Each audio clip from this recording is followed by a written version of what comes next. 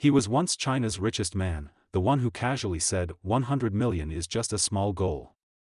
Yet in just a few years, he has fallen to the status of a Lao Lai, a court-designated defaulter, while the Wanda empire collapses around him.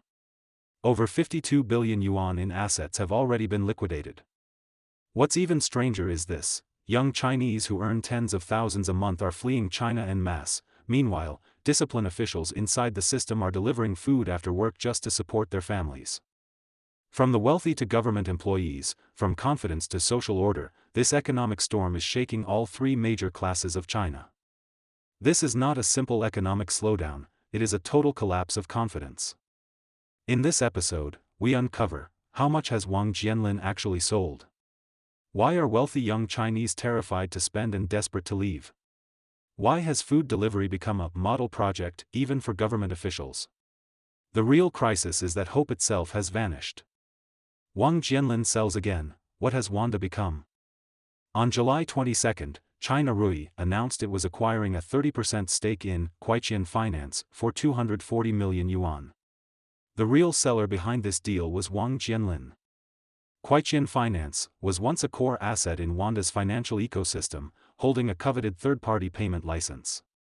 Wang spent over 2 billion yuan to acquire it, hoping to build a financial empire connecting Wanda e-commerce and offline payment networks. Now he is offloading it at a discount. This is not his first asset sale, and certainly not the last.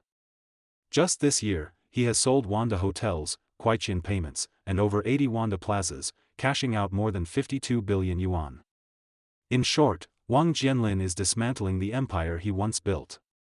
In March, Beijing Wanda Culture had 8 billion yuan of equity frozen. In May, 300 million yuan of Dalian Wanda Commercial's equity was sealed. By July, another 140 million yuan in assets at Fuzhou Wanda Plaza were frozen. Wang Jianlin was even issued a consumption restriction order, China's Lao Lai designation for debt defaulters, barring him from luxury spending. From China's richest man to a legally restricted debtor, the psychological gap must be enormous. In truth, the signs were there as early as 2017. When Wang negotiated the sale of 77 hotels to RNF Properties, the original price was 33.6 billion yuan, RNF slashed it to 19.9 billion. From that moment, Wanda's debt volcano began erupting non-stop. Wanda's crippling debt. By September 2024, Dalian Wanda Commercial's short-term debt ballooned to 43.97 billion yuan, with only 15.1 billion left in cash. Creditors circled. Suning demanded 5 billion. Yonghui sued for 3.6 billion. Sunac China eyed 9.5 billion in outstanding land payments. Wang could only keep selling assets to plug increasingly large holes. In May 2025, he sold 48 Wanda Plazas in one go. PAG, Tencent, and other major capital players acquired them for only 50 billion yuan. Since 2023, Wanda has sold more than 80 plazas. Even Wanda Hotel Management was sold to Tongqing Travel for 2.49 billion yuan in April. The collapse was a long time coming. In 2016, Wang spent 34 billion yuan privatizing Wanda Commercial to relist on the A-share market, signing a gambling agreement with investors. But 4 IPO attempts in 7 years all failed. The final blow came at the end of 2023, when Zhuhai Wanda Commercial's 4th IPO attempt collapsed, triggering a 38 billion yuan buyback clause overnight. Suning, Yonghui, and other old friends immediately turned against him, filing lawsuits and demanding repayment. To survive, Wang surrendered to PAG, receiving a 60 billion yuan lifeline, at the cost of giving up 60% of Zhuhai Wanda Commercial. Wang's stake plunged to 40%. By 2025, Wanda underwent a full internal purge. Veterans who had followed Wang for 20 years were replaced. PAG sent its own executive, Huang Dui, to become CEO. Wanda formed a new company, Dalian Xindemeng, and Wang's stake shrank again to 12.34%. This means the Wanda Plaza he built with his own hands, he no longer even controls the escalator advertisements. A giant falls, but he's not alone. Wanda's collapse is not isolated. It reflects a tectonic shift in China's economic structure. Real estate has transitioned from rapid expansion to contraction, capital chains are breaking, regulations are tightening, and giants built on leverage and scale are being thrown aside one by one. Wanda is simply the loudest casualty. In 2025, Wang Jianlin's wealth on the new fortune list shrank to 58.8 billion yuan, ranking 51st, less than one-fifth of his peak. Now aged 71, with graying hair and a much thinner figure, the man walking alone late at night through the Wanda headquarters corridor is no longer the same one who once boasted that 100 million is just a small goal. Even when he sold Wanda Hotels in April, he insisted on signing a 10-year non-compete agreement to help the buyer.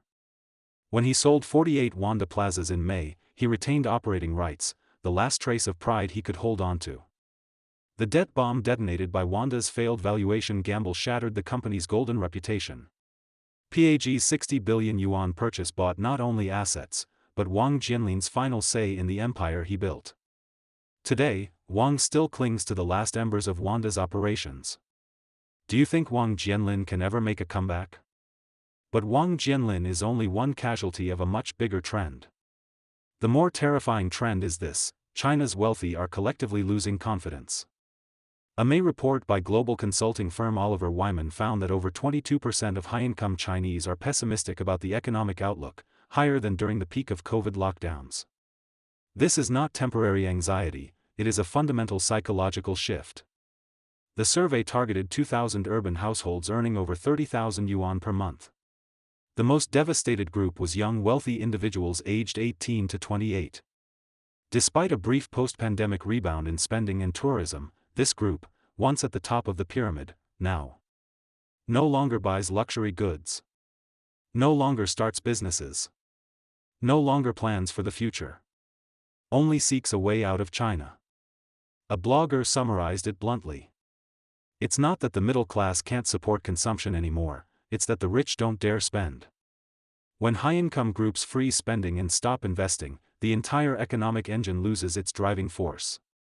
This psychological shift is quickly becoming action. The report predicts that 37% of wealthy Chinese will travel abroad in 2025, surpassing pre-pandemic levels. Many are not just leaving, they're moving money abroad, obtaining third-country passports, and preparing to relocate their identities. This is not tourism, it is the upgraded version of the wealthy fleeing China, a mass movement of capital and talent. A warning sign from the next generation.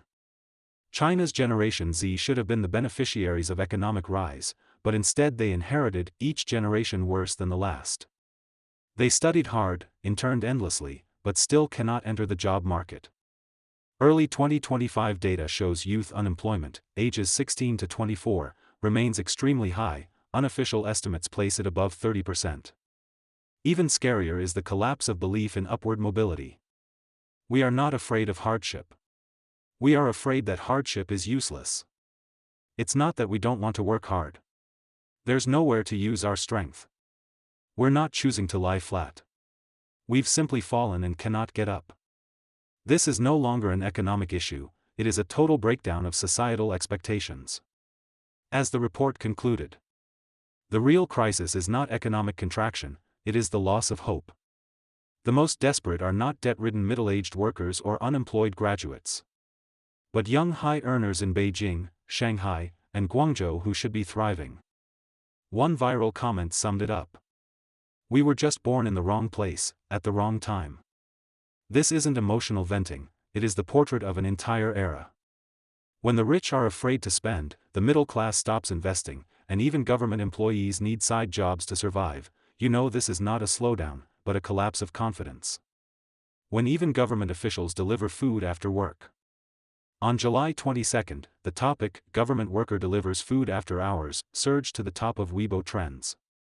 The protagonist was a discipline official from Suining, Sichuan.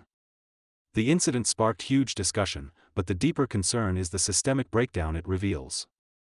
State media said the man, surnamed Sun, served in the fire brigade before transferring into a discipline inspection office.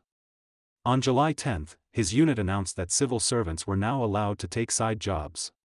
He applied immediately and was approved, then started delivering food after work.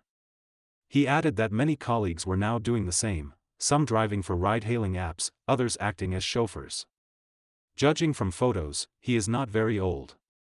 Based on transfer rules for firefighters, He may have worked for over a decade, meaning a long-serving government employee now must deliver takeout to survive. Even more curious, multiple state-run media outlets promoted this as positive energy, praising it as the glory of labor. But netizens immediately saw through the narrative, mocking. This isn't personal hard work, it's the government creating a role model to ease fiscal pressure. The truth is simple, salary arrears are no longer isolated incidents. Civil servant pay cuts and arrears are becoming more common. Even in wealthy provinces like Guangdong, public security and stability maintenance departments have faced wage delays.